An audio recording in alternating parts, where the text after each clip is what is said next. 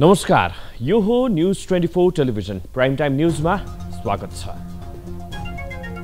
सरकार गठनको 4 महिनाको अवधिमा गठबन्धन सरकारले जनमुखी काम गर्ने देखिँदैन, तर यो अवधिमा भने पटक पटक मूल्य वृद्धि गर्दै जनताको ढाड सेक्ने काम भने भइ नै रहेको छ।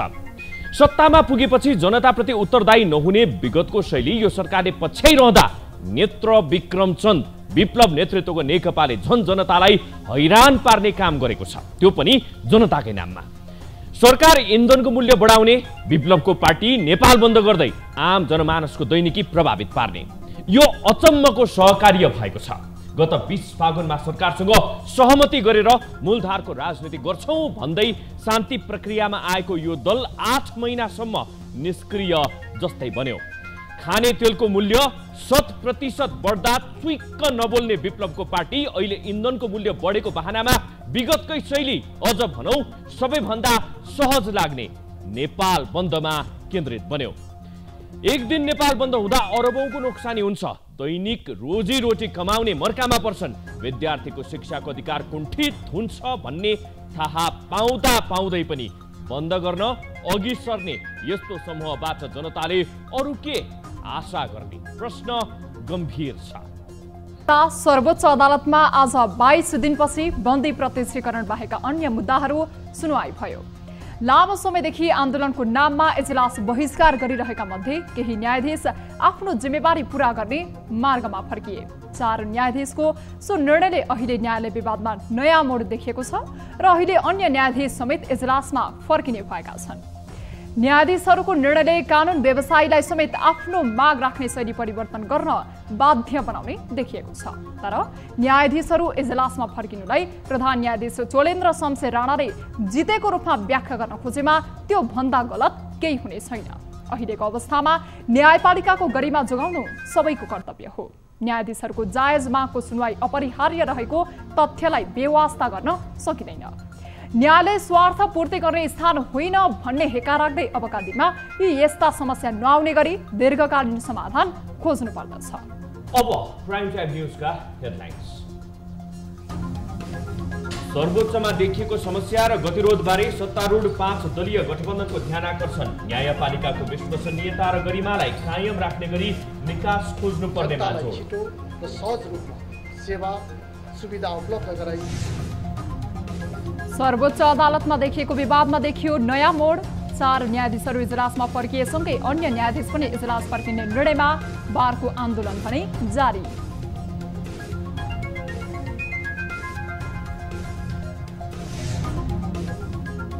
प्रमुख प्रतिपक्षी नेकपा एमालेको असहयोगका कारण विश्वासको मत लिने प्रदेश 1 का मुख्यमन्त्री राईको योजना प्रभावित, प्रदेशसभा बैठक बुधबारसम्मका लागि बैठकमा प्रतिपक्षी दलका माननीय सदस्यहरूलाई उपस्थितिको लागि उल्लेखित गर्दछु। शेयर बजार सूचक नेप्से उकालो लागेसँगै सबै समूहमा हरियाली, 69 अङ्कले सूचक बढेको बजारमा 5 अर्ब 52 करोडको कारोबार।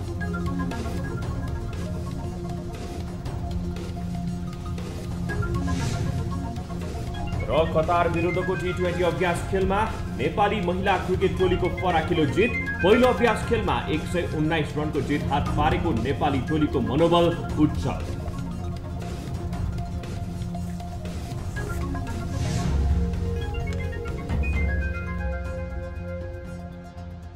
हामी निरन्तर न्यूजमा छौं। सत्तारूढ 5 दलीय गठबन्धनले केही दिन यता सर्वोच्चमा देखिएको समस्या र गतिरोधबारे ध्यान आकर्षण भएको जनाएको छ। सिंहदरबारमा मंगलबार बसेको गठबन्धन अन्तर्गतको उच्चस्तरीय राजनैतिक समन्वय समितिले राज्यको महत्त्वपूर्ण अङ्गको रूपमा रहेको न्यायपालिकाको स्वतन्त्रता, गरिमा, विश्वसनीयता र स्वच्छतालाई कायम राख्ने गरी यथाशीघ्र निकास हुनुपर्नेमा जोड दिएको हो। बैठकले न्यायालयभित्र छिट्टै निष्कर्ष निस्कने विश्वास समेत व्यक्त गरेको कांग्रेस नेता एवं सञ्चार मन्त्री ज्ञानेन्द्र बहादुर कार्कीले जानकारी दिनुभयो।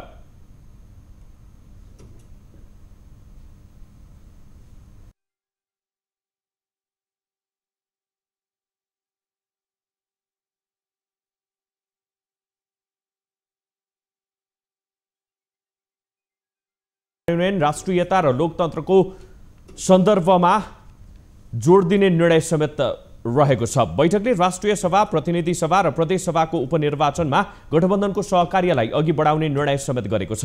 गठबन्धनले स्थिर सरकारको निर्माण र राजनीतिक स्थिरताको आशासँगै स्वदेशी तथा विदेशी लगानीकर्ता तथा उद्यमीहरू समेत उत्साहित भएको दावी गरेको गठबन्धनलाई जनतासँग छिटो र सहज रूपमा सेवा सुविधा उपलब्ध गराई जनताको विकास र समृद्धिको आकांक्षा पूरा गर्न क्रियाशील रहेको जनाइएको छ।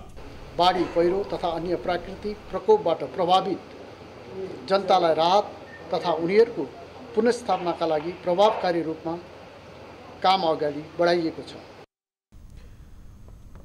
मंगलबार कांग्रेसका वरिष्ठ नेता रामचन्द्र पौडेलको सहयोगितामा गठित समितिको पहिलो बैठक बसेको हो। बैठकमा गठबन्धन दल आबद्ध शीर्ष नेताहरूको सहभागिता रहेको थियो। 5 दलीय गठबन्धनले आगामी दिनमा चुनावी तालमेल गर्न, सरकारका काम कारबाहीमा समन्वय गर्न, गठबन्धन बीच अन्तर्विरोध भए निवारण गर्न भन्दै कार्तिक 22 गते समन्वय समिति गठन गरेको हो। प्रधान न्यायाधीश चोलेन्द्र शमशेर राणाको राजीनामा माग्दै इजलास बहिष्कार गरिरहेका सबै न्यायाधीशले बेन्चमा फर्किने भएका छन्। प्रधान न्यायाधीश राणाको राजीनामा माग्दै 8 कार्तिकदेखि इजलास बहिष्कार गरिरहेका न्यायाधीशहरू बीच नै फुट आउने सम्भावनासँगै सबै न्यायाधीश फर्किने भएका हुन्। मंगलबार नेपाल बार एसोसिएसन र सर्वोच्च अदालत बार एसोसिएसनका पदाधिकारी संघको छलफलमा आन्दोलनरत न्यायाधीशहरूले बेन्चमा फर्किने निर्णय गरेको जानकारी दिएको छ। मंगलबार 4 न्यायाधीशले बन्दी प्रत्यक्षीकरण बाहेकका अन्य पेशीमा समेत सुनवाई गरेसँगै अन्य न्यायाधीशहरू दबावमा परेका हुन्। बाँकी न्यायाधीशहरूले बन्दी प्रत्यक्षीकरण, मुद्दा फिर्ता, तामेली र मिलापत्र लगायतका मुद्दा हेर्ने गरी बेन्चमा फर्किने भएका हुन्। तर बार पदाधिकारी संघको आजको छलफलमा 13 जना न्यायाधीश मात्रै उपस्थित हुनुहुन्थ्यो। छलफलमा सहभागी न्यायाधीशले राणाको राजीनामाको माग कायम रहेको बताउँदै बारको आन्दोलनमा समर्थन रहेको समेत जनाएको छ। यता बारले भने कार्य समितिको छलफलपछि मात्रै प्रधान न्यायाधीश राणासँगको बहसमा जाने कि नजाने भन्ने निर्णय गर्ने जनाएको छ। यस्तै न्यायालयमा जारी गतिरोधसँगै सर्वोच्च अदालतका कर्मचारीहरू पनि आन्दोलित भएका छन्। प्रधान न्यायाधीश चोलेन्द्र शमशेर राणाको राजीनामा माग गर्दै न्यायाधीश र कानुन व्यवसायीको आन्दोलन चर्किरहेको बेला मंगलबारदेखि सर्वोच्चका कर्मचारीले पनि आन्दोलन सुरु गरेका हुन्। मंगलबार सर्वोच्च अदालत आधिकारिक ट्रेड युनियन र अन्य पेशागत ट्रेड युनियन बीच छलफलमा हालको गतिरोध अन्त्य गर्ने मूल जिम्मेवारी प्रधान न्यायाधीश र न्यायाधीशहरूको नै भएको निष्कर्ष निस्केको जनाइएको छ। मंगलबारदेखि सुरु आन्दोलनको पहिलो चरणमा अदालतका सम्पूर्ण कर्मचारीहरूले हस्ताक्षर संकलन गरी बुझाउने अभियान सुरु भएको जनाइएको छ। पेट्रोलियम पदार्थमा भएको मूल्य वृद्धि फिर्ताको माग गर्दै नेत्र विक्रमचन्द विप्लव नेतृत्वको नेकपाले गरेको नेपाल बन्दको खासै प्रभाव देखिएको छैन। तर बाहिरी जिल्लामा भने आंशिक प्रभाव देखिएको थियो। विशेष गरी शैक्षिक संस्था र सडक यातायातमा बन्दको प्रभाव देखिएको थियो। एक रिपोर्ट। मंगलबार नेत्रविक्रम चन्द विप्लव नेतृत्वको नेकपाले गरेको बन्दमा काठमाडौँ उपत्यकामा शैक्षिक संस्था बन्द भए पनि अन्य क्षेत्रमा खासै प्रभाव देखिएको छैन। सुन्धारा लगायत केही ठाउँमा टायर बाल्न खोज्ने नेकपाका कार्यकर्तालाई प्रहरीले पक्राउ गरेको छ। यस्तै अन्य क्षेत्रमा समेत बाक्लो संख्यामा सुरक्षाकर्मी परिचालन भएकाले उपत्यकाको स्थिति सामान्य नै छ। नेपाल आयल निगमले बुधबार पेट्रोल, डिजेल र बट्टीतेलमा प्रति लिटर 3 रुपैयाँ तथा खाना पकाउने एलपी ग्यासमा प्रति सिलिन्डर 75 रुपैयाँले मूल्य वृद्धि गरेको थियो। बन्दको प्रभाव उपत्यकामा कम देखिए पनि अन्य प्रमुख शहरहरूमा भने तुलनात्मक रूपमा बढी देखिएको छ। सुनसरीमा बिहानैदेखि नै यातायातको गतिविधि कम भएको पाइएको छ। छोटो दूरीका 2-3 पाङ्ग्रे सवारी साधन निर्बाध रूपमा सञ्चालन भए पनि लामो दूरीका सवारी साधन सञ्चालन नहुँदा यात्रुहरूले शास्ति भोग्नु परेको छ। यो कोभिडको कारणले गर्दाखेरि व्यवसाय तहस-नहस भएको अवस्थामा विभिन्न वाहनामा पेट्रोलियम मूल्य वृद्धिको वाहनामा अथवा अन्य कुनै पनि वाहनामा बन्द गराउनु वास्तवमा अनुपयुक्त हो। किनभने यसले व्यवसायलाई पार्ने आखिरमा मार्ने हो। व्यवसायीहरू जहिले पनि एकदम पीडित भएको अवस्था छ। त्यसकारणले अब आम चासो र सरकारको पनि गम्भीर ध्यान आकर्षण होस्। उता पर्साको वीरगञ्जमा भने बन्दको खासै प्रभाव देखिएन। बन्दको समयमा पनि बजार निर्बाध रूपमा सञ्चालन भए भने शैक्षिक संस्था मात्रै बन्द भएको छ। महोत्तरीमा पनि बन्दको प्रभाव देखिएको छ। बन्दका बावजुद पनि केही निजी सवारी साधन चले पनि सार्वजनिक सवारी भने खासै चलेनन्। तर चितवनमा भने बन्दको सामान्य प्रभाव देखिएको छ। मंगलबार बिहानैदेखि चितवनमा व्यवसायीले व्यवसाय सञ्चालन गरेका छैनन् भने यातायात पनि प्राय ठप्प छ। जसका कारण यात्रुले शास्ति पाएका छन्। विशेष गरी लामो दूरीबाट यात्रा गरेर चितवन आएका यात्रुले बिहानैदेखि शास्ति खेप्नु परेको छ। बन्दमा अप्रिय घटना नहोस् भनेर चितवन प्रशासनले मुख्य ठाउँहरूमा प्रहरी परिचालन गरेको छ। त्यस्तै बागलुङमा भने बन्दका कारण बागलुङ सदरमुकाम ठप्प रहेको छ। त्यहाँका प्राय जसो पसलहरू बन्द रहेका छन्। बागलुङबाट छुट्ने लामो तथा छोटो दूरीका सवारी साधन कुनै पनि चलेका छैनन्। यता धादिङ जिल्ला अन्तर्गत पर्ने पृथ्वी राजमार्गमा चल्ने सवारी आंशिक मात्र चलेका छन्। बिहानै बन्दकर्ताले टायर बालेर राजमार्ग अवरुद्ध गर्ने प्रयास गरे पनि प्रहरीको निगरानीमा राजमार्गमा आवागमनलाई नियमित गरिएको छ। विशेष गरी धादिङ सदरमुकामबाट चल्ने यात्रुवाहक सवारी र छोटा दूरीको सवारी प्रभावित भएको छ भने बैंकिङ कारोबार पनि आंशिक मात्र खुलेका छन्। धादिङमा रहेका उद्योग र विद्यालय पनि पूर्ण रूपमा बन्द भए। यस्तै सुदूरपश्चिम प्रदेशमा भने नेपाल बन्दको आंशिक प्रभाव देखिएको छ। धनगढी सहितका विभिन्न ठाउँमा आज बिहानैदेखि सार्वजनिक सवारीहरू कम चलेका छन्। निजी सवारी र अति आवश्यक सामान तथा खाद्यान्न प्रभाव देखिएको छ भने अधिकांश क्षेत्रमा बन्द प्रभावहीन देखिएको छ। मूल्य वृद्धिको विरुद्धमा आन्दोलन गर्नु सही भए पनि विधि गलत रहेको आम नागरिकहरूको गुनासो छ। बन्दका कारण दैनिक मुलुकले अरबौं घाटा बेहोर्नु परेको छ। प्रदेश 2 का मुख्यमन्त्री लालबाबु राउतले उद्योग, पर्यटन, वन तथा वातावरण मन्त्री रामनरेश राय यादवलाई बर्खास्त गर्नु भएको छ। राजीनामा गर्न मुख्यमन्त्री राउतको निर्देशन नमानेपछि उद्योग, वन, पर्यटन तथा वातावरण मन्त्री रामनरेश रायलाई मंगलबार पदमुक्त गरिएको हो। बर्खास्त गरिएका मन्त्री रायको मन्त्रालय एकीकृत समाजवादीका प्रदेश संसदीय दलका नेता शत्रुघ्न महतोलाई दिइदैछ। मन्त्री रायलाई भने पदमुक्त गरिएको पत्र प्रदेश प्रमुखलाई पठाइसकिएको छ। प्रदेश मन्त्री राय संघीय कृषि तथा पशुपक्षी मन्त्री महेन्द्र राय यादव निकट हुन्। तत्कालीन राष्ट्रिय जनता पार्टी राजपाबाट समानुपातिक प्रदेश सांसद बनेका राय महेन्द्रकै कोटामा प्रदेश सरकारमा मन्त्री बनेका थिए। महेन्द्रसँगै रायले पनि जनता समाजवादी पार्टी रोजेका थिए। प्रदेश मन्त्री रायले राजीनामा गर्न अटेरी गरेपछि मुख्यमन्त्री राउत सोमबार अपराह्न संघीय राजधानी काठमाडौँ पुगेर कृषि मन्त्री यादवसहित यस विषयमा परामर्श गरेका थिए। कर्णालीमा नेकपा एकीकृत समाजवादी सरकारमा सहभागी भएको छ। कर्णाली प्रदेशका मुख्यमन्त्री जीवन बहादुर शाहीले नियुक्त भएको 15औं दिनमा एकजना मात्रै मन्त्री नियुक्त गर्नुभएको हो। मुख्यमन्त्री शाहीले नेकपा एकीकृत समाजवादीका चन्द बहादुर शाहीलाई भूमि व्यवस्था, कृषि तथा सहकारी मन्त्रीमा नियुक्त गर्नुभएको हो। नवनियुक्त मन्त्री शाहीले मंगलबार नै प्रदेश प्रमुख तिलक परियार समक्ष पद तथा गोपनीयताको शपथ लिनु भएको छ। मुख्यमन्त्री शाहीले आन्तरिक मामिला तथा कानून मन्त्रीको रूपमा नियुक्त गरे पनि चन्द्र बहादुर शाहीले स्वीकार नगरेपछि उनको रोजाइको मन्त्रालय दिएको हो। कृषि मन्त्रालय पाउनुपर्ने माग राखेपछि निर्धारित समयभन्दा 1 घण्टा ढिलो गरी साँझ 6:30 बजे शपथ कार्यक्रम भएको हो। 2074 सालको निर्वाचनमा नेकपा एमालेको तर्फबाट मुगुबाट निर्वाचित सांसद शाही नेकपा विभाजनसँगै माधव नेपालको पक्षमा लाग्नु भएको थियो।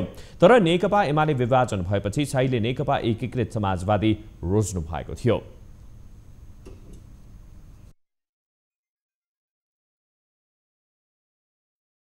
हामी निरन्तर न्यूजमा छौं। मंगलबारको प्रदेशको प्रदेशसभाको बैठक मंसिर 1 गतेसम्मका लागि स्थगित गरिएको छ। कार्तिक 30 गते मंगलबार प्रदेशका मुख्यमन्त्री राजेन्द्र कुमार राईले विश्वासको मत लिने तयारी रहेको थियो। नेकपा विप्लव सम्मको नेपाल बन्दका कारण प्रदेश सांसदहरू आउन नसकेकोले प्रमुख प्रतिपक्षी दल एमाले स्थगनको प्रस्ताव गरेको थियो।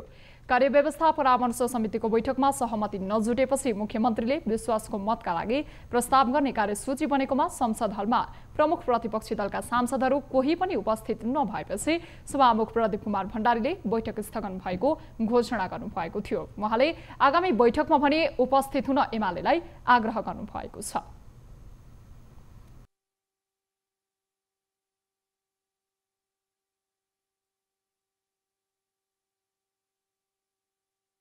प्रदेश नम्बर 1 का माननीय मुख्यमन्त्री श्री राजेन्द्र कुमार राईले विश्वासको मत लिने कार्यसूची रहेकोमा प्रतिपक्षी दलका कुनै पनि माननीय सदस्यहरूको उपस्थिति नदेखिएकोले उक्त बैठक आजलाई स्थगित गरी भोलि मिति 78 साल मंसिर 1 गते बुधबार दिनको 11:30 बजे बस्ने गरी तोकेको छु। साथै उक्त बैठकमा प्रतिपक्षी दलका माननीय सदस्यहरूलाई उपस्थितिको लागि उल्लेख समेत गर्दछु। बैठक स्थगित गरिएकोमा मुख्यमन्त्री राजेन्द्र कुमार राईले गलत नजिर बनाउने प्रयास भएको गुनासो गर्नुभयो। उहाँले संविधान र कानूनमा प्रतिपक्षी उपस्थित हुनुपर्ने उल्लेख नभएको जिकिर पनि गर्नुभयो। संविधानमा त्यस्तो प्रावधान पनि छैन, प्रतिपक्षी अनुपस्थित हुँदैमा चाहिँ यो विश्वासको मत लिन रोक्नुपर्छ भन्ने त्यस्तो प्रावधान पनि छैन। यो खास गरी मुख्यमन्त्रीसँग यो निर्भर चाहिँ गर्ने कुरा, उहाँले जहिले चाह्यो त्यो बेला चाहिँ विश्वासको मत लिने यो चाहिँ वातावरण अथवा त्यो व्यवस्था चाहिँ यो सभामुखले संसदले गर्नुपर्छ। प्रमुख प्रतिपक्षी दल एमालेका प्रमुख सचेतक बुद्धिकुमार राजभण्डारीले बन्दका कारण सांसदहरू उपस्थित हुन नसकेको र आफूहरूको कुनै गलत नियत नभएको बताउनुभयो। मैले मेरो दलको नेता अथवा हाम्रो दलको नेतालाई मैले अनुरोध सोधेँ, उहाँले आज चाहिँ स्थगन गर्नको निम्ति निवेदन दिनुहोस् भन्नु। मैले निवेदन दिएको छु प्रमुख प्रतिपक्षीको प्रमुख सचेतकको हैसियतले। त्यो अर्थमा आजको सदन स्थगित गरे पाऊँ भन्ने मात्रै हो। उहाँलाई विश्वासको मत लिनलाई हामीले रोकेका छैनौँ। आज चाहिँ नेपाल बन्द भएको कारणले त्यो नेपाल बन्दले मान्यजहरूको अनुपस्थिति हुने हुँदा हाम्रो तर्फबाट स्थगन गरे पाऊँ भन्ने माग मात्रै हो हाम्रो। 92 सदस्यीय प्रदेश सभामा एमालेको 41, गठबन्धनभित्रका 5 दलको 50 र राप्रपाको 1 जना सांसदहरू रहेका छन्। प्रधानमन्त्री शेरबहादुर देउवाले विद्युतीय सवारी साधनको प्रवर्धन, इन्डक्सन चुल्होको प्रयोगमा बढावा दिने गरी सरकारले विशेष कार्ययोजना बनाउने प्रतिबद्धता जाहेर गर्नुभएको छ। स्वतन्त्र ऊर्जा उत्पादकहरूको संस्था नेपाल इपानको 19औं र 20औं वार्षिक साधारण सभालाई मंगलबार काठमाडौँमा सम्बोधन गर्दै प्रधानमन्त्री देउवाले सो कुरा बताउनु भएको हो।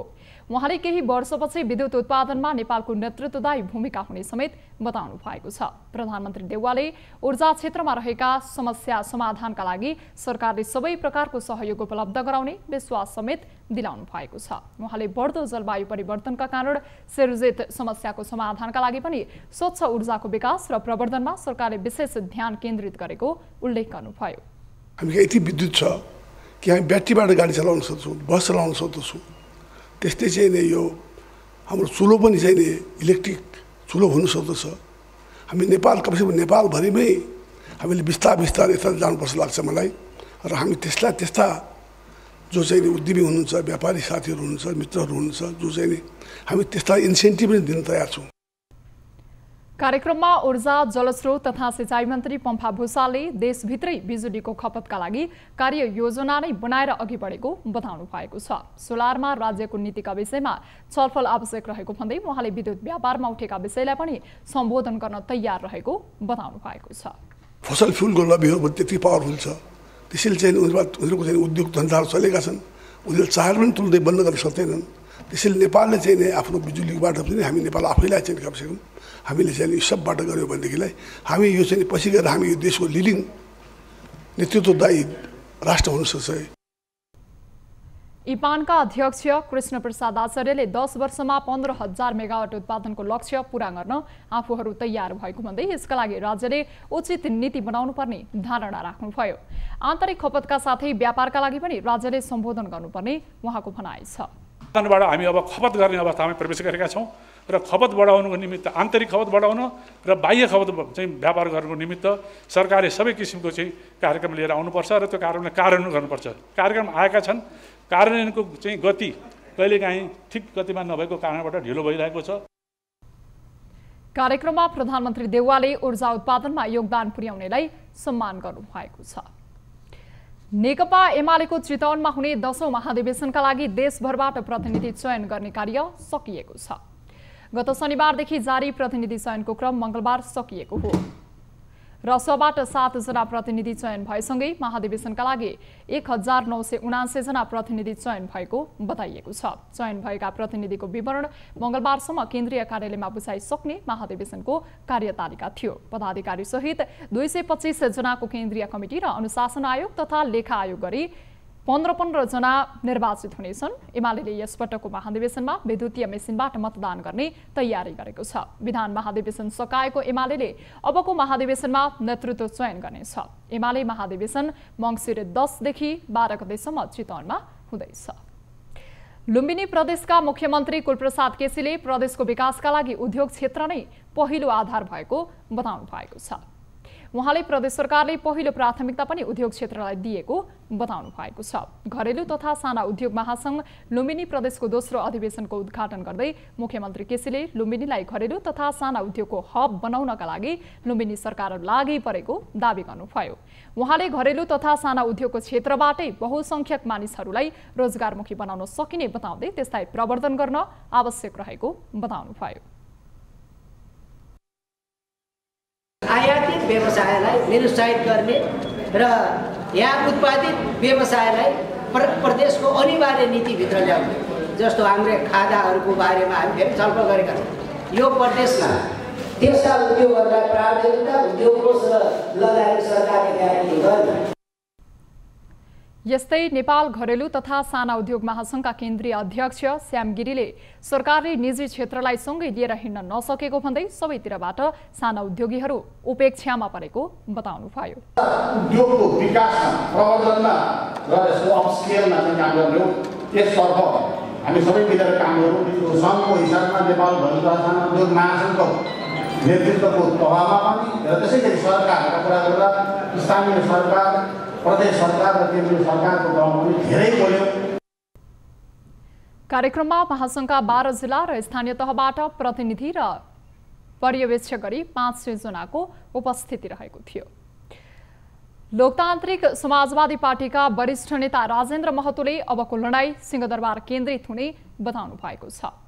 वीरगञ्जमा आयोजित पत्रकार सम्मेलनमा बोल्दै महतोले उद्देश्य प्राप्तिका लागि सङ्घर्षको क्रममा बाटोहरू नाम परिवर्तन हुने तर मुख्य लडाईँ अधिकार पहिचान, सुशासन र समृद्धि रहेको प्रश्न पार्नु भएको छ। सोही कारण अबको सङ्घर्ष सिंहदरबार केन्द्रित हुने उहाँले उद्घोष गर्नुभयो। यहाँ जति मान्छे मरे पनि उलाई केही मतलब छैन। काठमाडौँलाई यहाँ जति अर्बको नुकसान भए पनि 6 महिना बन्द हडताल चक्काजाम नाकाबन्दी भए पनि काठमाडौँलाई केही चिन्तै हुँदैन। त्यसैले जनता दुःख मात्रै पाइराख्ने, जनता मात्रै मरिराख्ने यहाँ, तर त्यो चाहिँ मधेस थरवरमा, तर त्यो काठमाडौँ चाहिँ सुख शान्तिले चाहिँ बस्ने। त्यसैले अबको यो आन्दोलन काठमाडौँ केन्द्रित, सिंहदरबार केन्द्रित आन्दोलन हुनुपर्छ। हाल नेपाल एकल राष्ट्रिय राज्यको चिन्तन एवं नस्लीय सोचबाट चलेको समेत उहाँले आरोप लगाउनु भएको छ। कांग्रेस, एमाले, माओवादी तीनवटै पार्टीको काम एउटै भएको र अनुहार मात्रै फरक भएको भन्दै सबैको आलोचना समेत उहाँले गर्नुभयो। महतोले मुलुकको न्यायालयको प्रसङ्गमा बोल्दै न्यायालयबाट सर्वसाधारणहरूको विश्वास उड्दै गएको भनाइराख्नुभयो। न्युजहरू अझै बाँकी नै छन्, अहिलेलाई ब्रेक।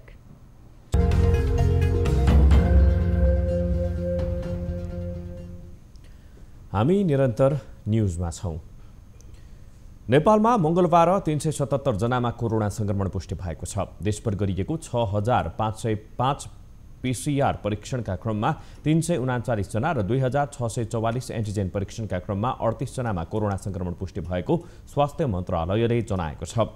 यो सँगै नेपालमा कोरोना संक्रमितको संख्या 9,12,846 पुगेको छ। त्यस्तै कोरोनाका कारण थप 4 जनाको मृत्यु भएको छ।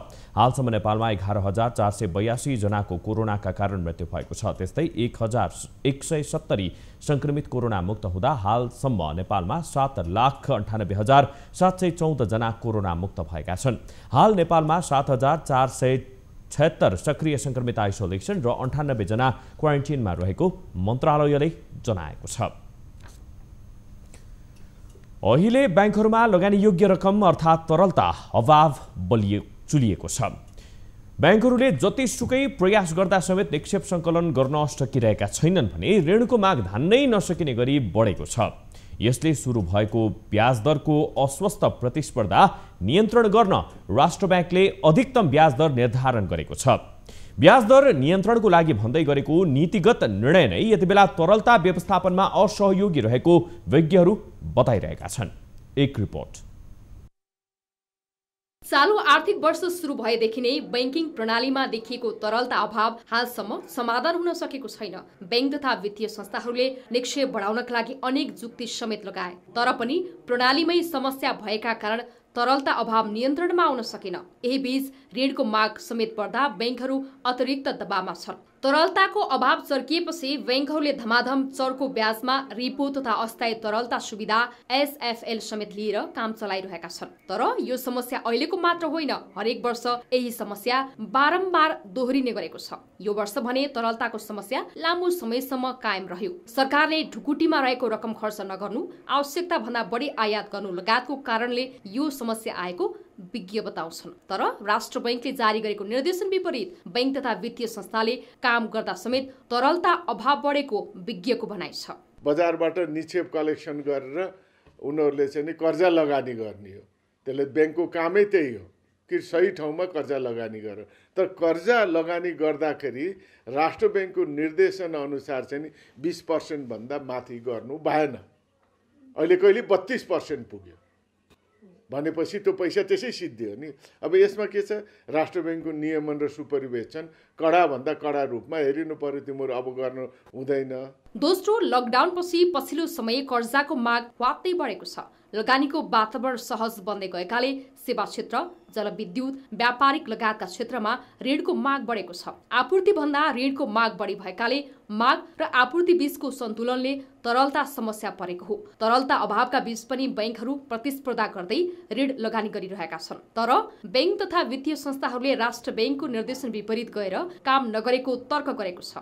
बैंक तथा वित्तीय संस्थाहरूको तरलता व्यवस्थापनका साथै अस्वस्थ प्रतिस्पर्धा नियन्त्रणका लागि नै समान खालको ब्याज दर निर्धारण गरेर सहज वातावरणको पहल भइरहेको बैंकर्सहरू बताउँछन्। अब हामीले अहिले पनि के भन्छौँ भने हामी आफ्नो बजेट तथा कार्यक्रमभित्र बसेर काम गर्ने हो हैन, र स्रोत र साधनको भित्र बसेर काम गर्नुपर्ने हो। रेगुलेटरीको दिएको त्यहाँ अनुशासन पालना गर्दै सबै कुरा कम्प्लायन्सहरू मिट गर्नुपर्ने नै छ। त्यही भित्र हामीले काम गर्ने नै हो। त्यसैले त्यो भित्र त्योभन्दा बाहिर हामी जाँदैनौँ। जति समय तरलता अभाव रहन्छ त्यसको सीधा असर नेपालको अर्थतन्त्रमा परिरहनेछ। राष्ट्र बैंकले यो समस्याको दोष जति बैंकहरूलाई दिएर आफू पानीमाथिको ओभानो बन्ने प्रयासमा छ। तर हरेक वर्ष दोहोरिने समस्यालाई समाधान गर्ने दायित्व बोकेको राष्ट्र बैंकले यसलाई समाधान गर्ने नीति बनाउन भने हालसम्म अक्षमता देखाइरहेको छ, जुन सकारात्मक भने पक्कै छैन। न्यूज 24 टेलिभिजनका लागि क्यामेरामा अशोक मानन्धरको साथमा टिभी जर्नलिस्ट खगेश्वरी कार्कीको रिपोर्ट। अब बिजनेस न्यूज। मंगलबार शेयर बजार परिसूचक नेप्से दोहोरो अंकले बढेको छ। मंगलबार नेप्से 69.22 अंकले उकालो लागेर 2784.57 बिन्दुमा पुगेको हो। यस दिन 227 कम्पनीका 1 करोड किता शेयर 69,200 पटक कारोबार भएका छन्। कारोबार रकम भने 5 अर्ब 52 करोड रुपियाँ पुगेको नेप्सेले जनाएको छ। मंगलबार कारोबार भएका सबै उपसूचक हरिया रहे। जीवन बीमा सबैभन्दा धेरै 270 अंकले बढेको छ। निर्जीवन बीमा 188, जलविद्युत 164, उत्पादनमूलक 128, अन्य र विकास बैंक 111 अंकले उकालो लागे। त्यस्तै गरी लघु वित्त 89, वित्त 82, होटल एन्ड टुरिज्म 70, व्यापार 63, वाणिज्य बैंक 34, लगानी 1 र म्युचुअल फन्ड 0 अंकले बढेका छन्। सबैभन्दा धेरै कमाउनेमा महालक्ष्मी विकास बैंक रहेको छ। सबैभन्दा धेरै गुमाउनेमा भने विजया लघु वित्त रहेको छ, जसको प्रति किता शेयर आमदानी 2% का दरले ओह्रालो लागेको छ। सबैभन्दा धेरै कारोबार महालक्ष्मी विकास बैंकले गरेको छ, जसको कारोबार रकम 37 करोड 26 लाख रुपियाँ रहेको नेप्सेले जनाएको छ।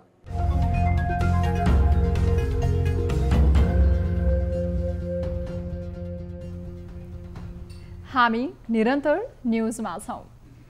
अब स्पोर्ट्स न्यूज।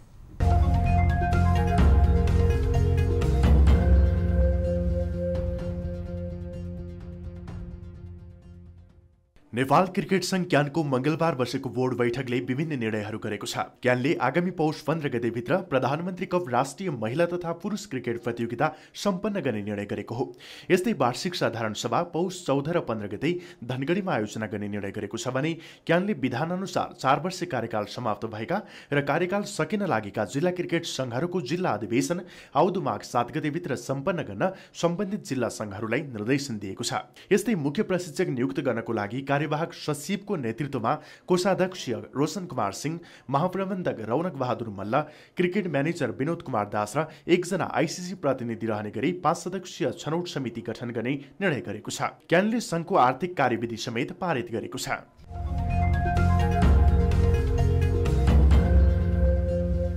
अब वेदर अपडेट।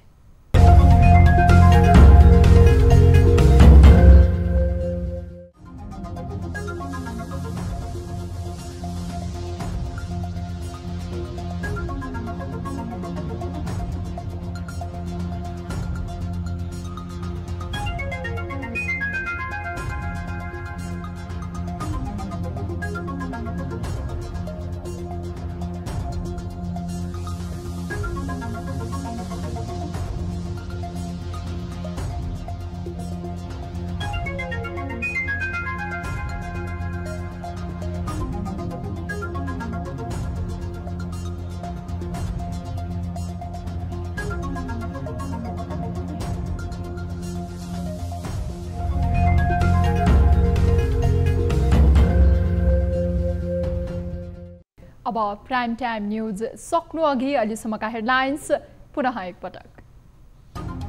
सर्वोच्चमा देखिएको समस्या र गतिरोधबारे सत्तारूढ 5 दलीय गठबन्धनको ध्यान आकर्षण, न्यायपालिकाको विश्वसनीयता र गरिमालाई कायम राख्ने गरी निकास खोज्नुपर्नेमा जोड। जनतालाई छिटो र सहज रूपमा सेवा सुविधा उपलब्ध गराई सर्वोच्च अदालतमा देखिएको विवादमा देखियो मोड। 4 न्यायाधीशहरू इजलासमा फर्किएसँगै अन्य न्यायाधीश पनि इजलास फर्किने निर्णयमा बारको आन्दोलन भने जारी। प्रमुख प्रतिपक्षी नेकपा एमालेको असहयोगका कारण विश्वासको मत लिने प्रदेशका मुख्यमन्त्री राईको योजना प्रभावित। प्रदेशसभाको बैठक बुधबारसम्मका लागि स्थगित। बैठकमा प्रतिपक्षी दलका माननीय सदस्यहरूलाई उपस्थितिको लागि ओलिङ समेत गर्दछु। शेयर बजार सूचक नेप्से उकालो लागेसँगै सबै समूहमा हरियाली। 69 अङ्कले सूचक बढेको बजारमा 5 अर्ब 52 करोडको कारोबार।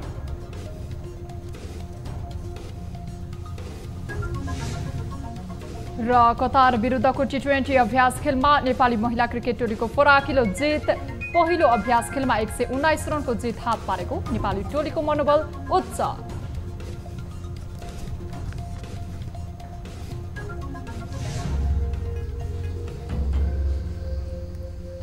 प्राइम टाइम न्यूज अहिलेलाई यति नै। जाँदा जाँदै ताली र गालीका लागि हामीले सोधेको प्रश्नको अन्तिम नतिजा, यसपछि प्रसारण हुने कार्यक्रम सीधा कुरा जनतासँगमा हेर्न नभुल्नुहोला। थप न्यूजका लागि हाम्रो वेबसाइट www.news24nepal.com हेर्नुहोला। साथै हामीलाई फेसबुक, ट्विटर र युट्युबमा पनि फलो गर्न सक्नुहुनेछ। यस्तै मोबाइल, इमेल र भाइबरबाट न्यूज 24 को हेल्प डेस्कमा केही समस्या र गुनासा छन् भने सम्पर्क गर्न सक्नुहुनेछ। हामी निरन्तर न्यूजमा छौं। नमस्ते।